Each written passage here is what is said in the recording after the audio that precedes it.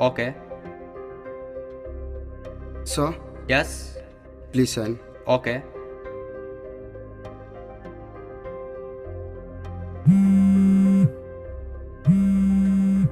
Excuse me, sir. Yeah.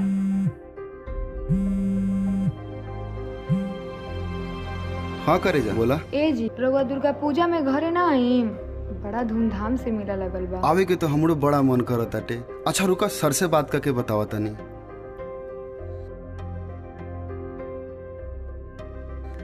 Sir, Yes.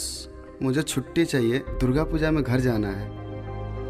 You know, Niket, you are one of the best employee in my company. So sorry for that. Okay, thank you. ए, अब की बार हम ना आ पाई। अच्छा सुनो ना, अपन दुलरुआ देवर के साथे मेला जाके घूमला।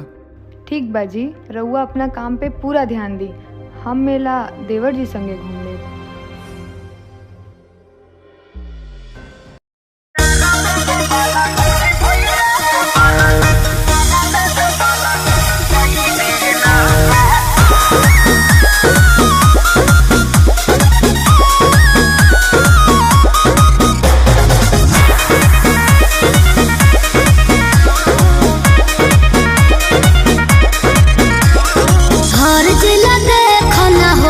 पूजाई हर पंडाल में तया गईली माई।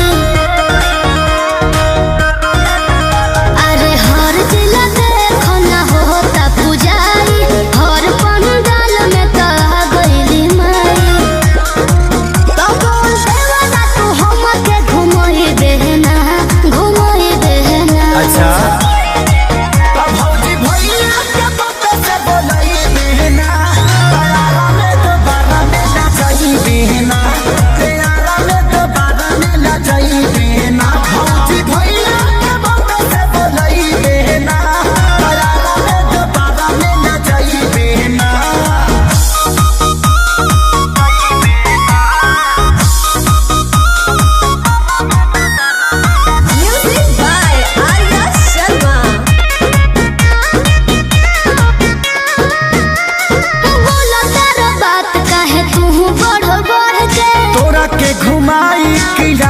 में हर के। अच्छा अरे चलो नहीं यारा तो छपरे घुमाई दो, अपना मरद से पेटीएम करवाई दो।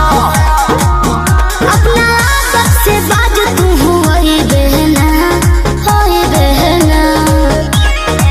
तब भौजी भैया के पप्पे से बोलाई बहना, तैयारा में दोबारा में ना जाई बहना, तैयारा में दोबारा में ना जाई बहना। भौजी भैया के पप्पे से बोलाई बहना, तैयारा में दोबारा में ना जाई बहना।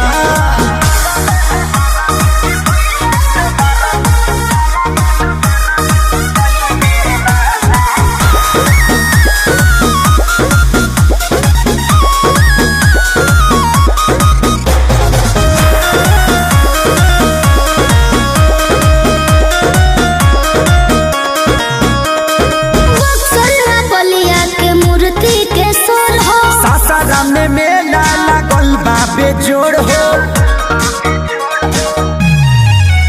अरे चलो संगे सोनू ना तूरा मोर दिल हो। चाट छोला तो मिल के भरी तू ही पी